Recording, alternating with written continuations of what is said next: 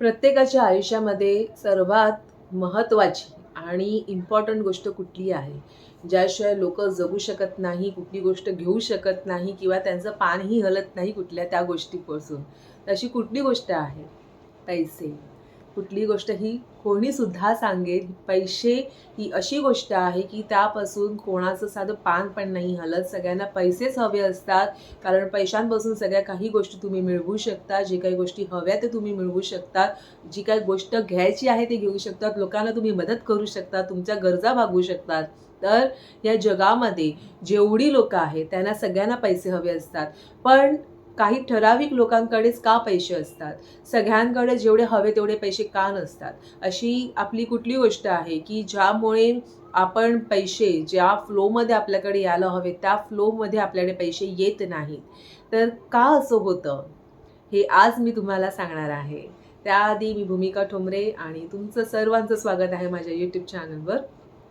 पैसे जेव्हा आपल्याकडे कमतरता असते पैशांची आपल्याकडे आणि आपण सारखं पैशांना नाव ठेवत असतो किंवा आपण पैशांना कोसत असतो. आपण पैशांना बोलत असतो, की पैसे झाडावर नाही लागले आहेत. पैशांमुळेच हे सगळं काही होतं. पैसे म्हणजे डोक्याला खरंच किटकिट असते. पैसे बघा तेव्हा सगळ्यांना पैसेच हवे असतात. ह्या तुम्ही ज्या आहेत ही एकदम बॅड एनर्जी म्हणजे मी सांगेन निगेटिव्ह एनर्जी तुम्ही पैशांना देत असतात. तुम्ही हे नाही बघत, की त्या पैशांमुळे तुमची किती कामं होत आहेत, तुमची कामं किती सोपी होत आहेत ती.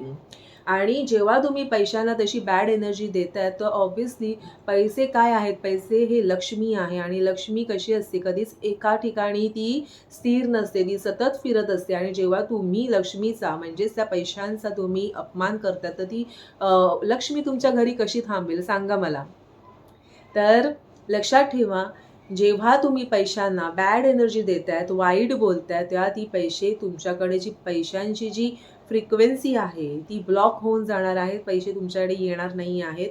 मग तुमच्या ती पैशांची चणचण जाणवते आणि तेव्हा तुम्हाला वाटतं, की लोकांकडे एवढे पैसे आहेत, पण माझ्याकडे पैसे नाही आहेत. ते का?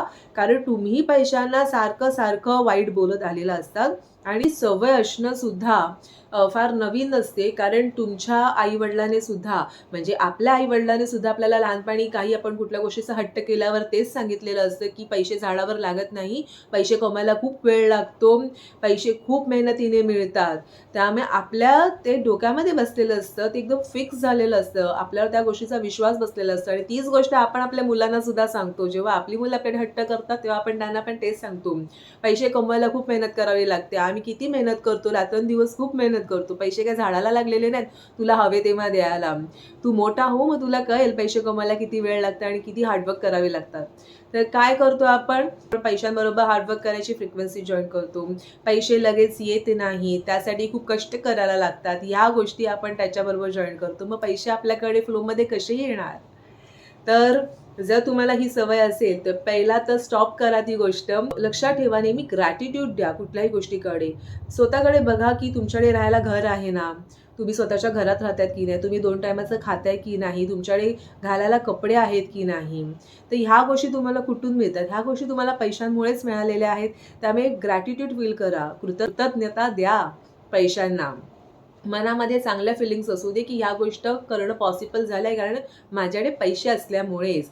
जर तुम्ही भाड्याच्या खोलीमध्ये राहत असाल, तर एवढं लक्षात ठेवा, की ते भाडं द्यायला सुद्धा म्हणजे ते भाडं तुम्ही कसं देताय? ते पैसेच आहेत ना, जे तुम्ही भाड्याच्या रूपामध्ये तुम्ही देतायत तुमच्या ज्याचं घर आहे त्या व्यक्तीला, बरोबर?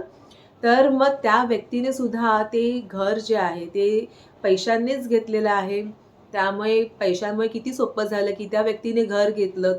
पैशांमुळे सोपं झालं, की तुम्ही त्या घरात ज्या राहताय त्याचं तुम्ही भाडं इझिली देऊ शकताय.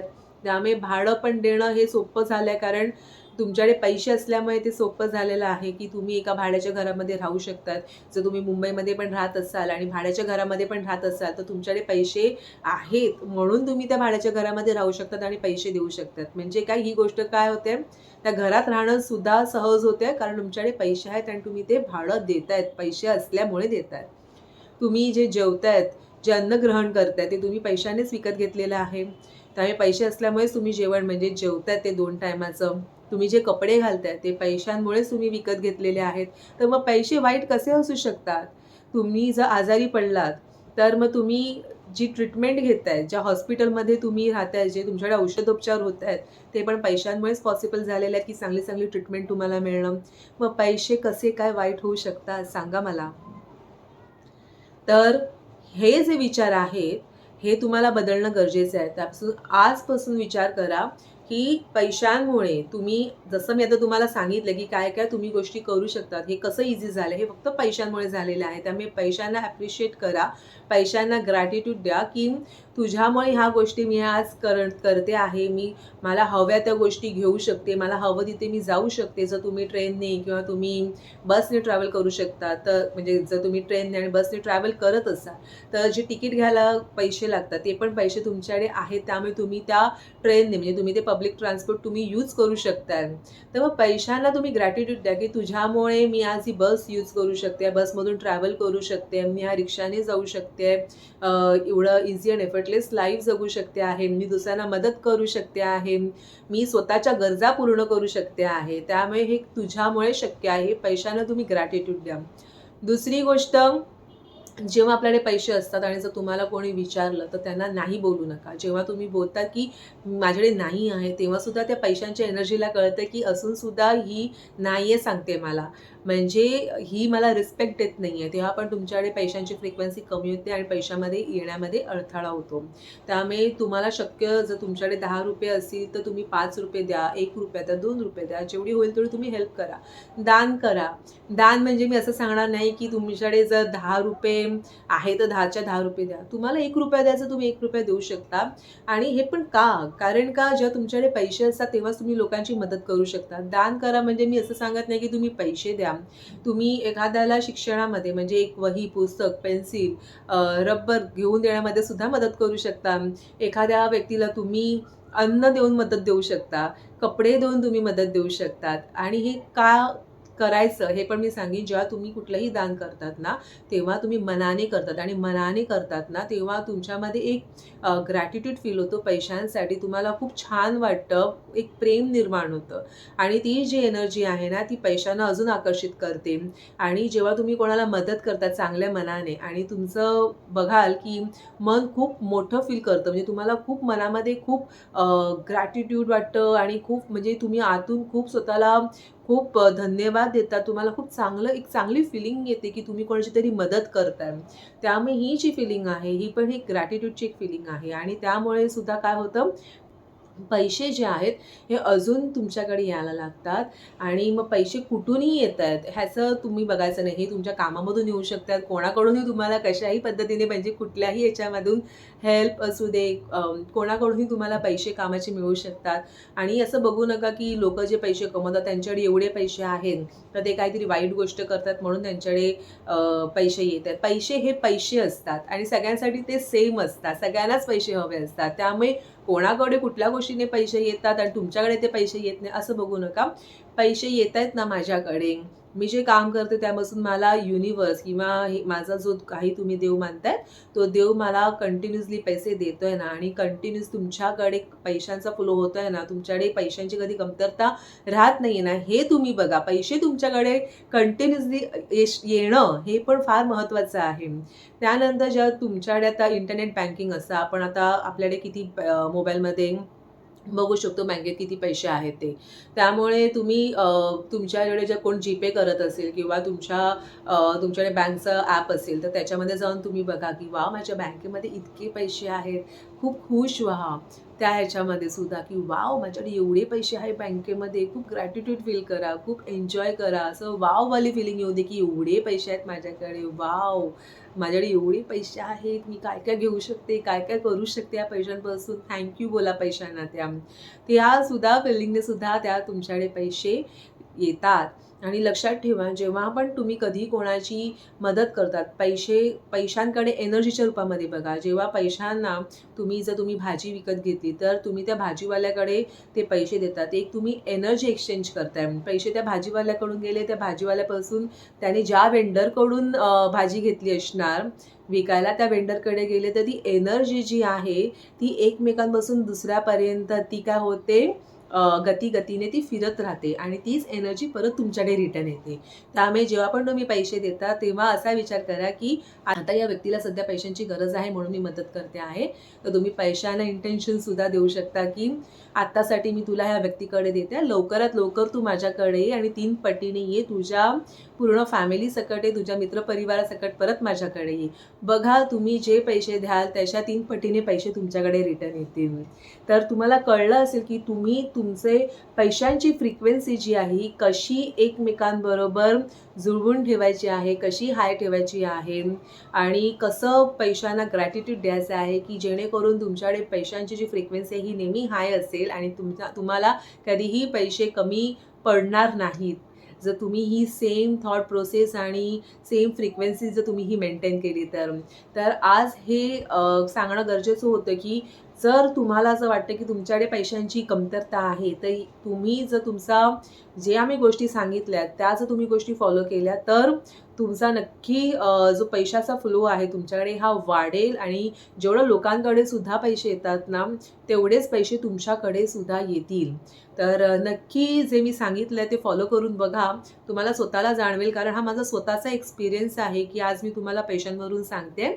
एकेकाळी माझी सुद्धा अशीच थॉट प्रोसेस होती. म्हणजे मी अक्षरशः ₹10 सुद्धा खर्च करायला मी खूप हे करायची, की नाही कशाला कोणाला मदत करायची, कशाला कोणाला पैसे द्यायचे.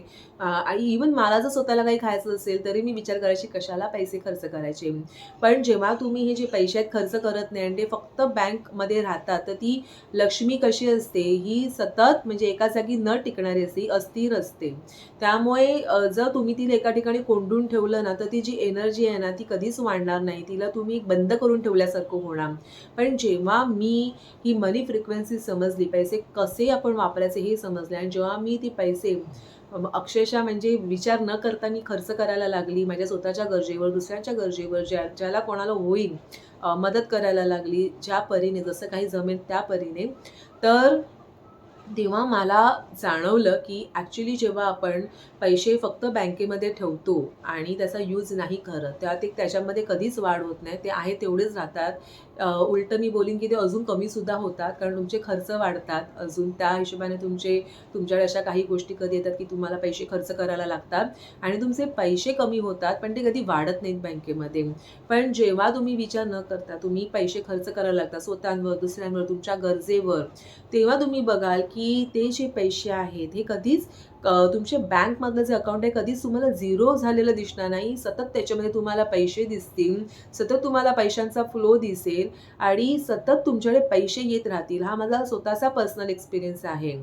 आज मी तुम्हाला ही जी गोष्ट सांगते ही स्वतः जे मी माझा माइंडसेट चेंज करून ज्या गोष्टी मी एक्सपिरियन्स केल्या ती मी तुमच्याबरोबर गोष्ट शेअर करते आणि ही खूप खरी गोष्ट आहे. जर आज मी माझा माइंडसेट चेंज करून जर मी माझ्याकडे पैशांचा फ्लो वाढवला आहे, तर तुम्ही सुद्धा तुमचा माइंडसेट चेंज करून पैशांचा फ्लो तुमच्याकडे वाढवू शकतात आणि अगदी सोप्पं आहे आणि हे एक्सपिरियन्समधूनच तुम्हाला येणार. जेव्हा तुम्ही बघाल, की तुम्ही पैसे म्हणजे जी एनर्जी आहे, पैशांकडे तुम्ही एनर्जीच्या रूपाने बघाल आणि तुम्ही दुसऱ्यांबरोबर शेअर करायला लागाल. ती तुमच्या गरजेवर तुम्ही शेअर कराल, ते एन्जॉय कराल पैसे खर्च करणं. स्वतःच्या गरजेवर आणि तुम्हाला जेव्हा चांगलं फील होईल ना, तेव्हा तुम्ही बघाल, की ॲक्च्युली माझ्या बँकेमध्ये नेहमी पैसे वाढतातच आहेत, कधी कमी होत नाही आहेत. तर हे खरं आहे, पैसे हे एनर्जी आहे आणि एनर्जी ही सगळीकडे फिरून तुमच्याचकडे येते. त्यामुळे कधीही पैसे फक्त बँकेत साठवून ठेवू नका, ते कधीही वाढणार नाही. स्वतःच्या गरजेवर खर्च करायला शिका आणि एन्जॉय करा पैशांना मी सांगेन आणि बघा, की तुमच्याकडे कुठल्या ना कुठल्या रूपामध्ये कुठून तरी पैसे सतत येत राहतील. सो आजचा हा व्हिडिओ इथेच मी संपवते आणि मला एवढं सांगायचं आहे, की जे मी तुम्हाला आता जे पैशाच्या एनर्जीबद्दल जे काही मी तुम्हाला सांगितलं त्याचा तुम्ही पूर्णपणे उपयोग करणार आहात आणि कमेंटमध्ये सांगणार आहात, की तुम्हाला त्याचा कसा उपयोग झाला. तुमच्याकडे पैशांची फ्रिक्वेन्सी वाढवल्यावर तुम्ही काय काय एक्सपिरियन्स केल्यात गोष्टी, काय चेंजेस आल्यात तुमच्या लाईफमध्ये, तर नक्की मला सांगा आणि मला तुमचे जे कमेंट्स आहे, जे काही तुम्ही एक्सपिरियन्स कराल किंवा तुमचे जे अनुभव आहेत ते मला वाचायला नक्की आवडेल आणि तुम्हाला नक्की काही गाईडन्स हवे असेल तर मी नक्की तुम्हाला गाईडसुद्धा करीन पैशांच्या फ्रिक्वेन्सी वाढवण्यासाठी.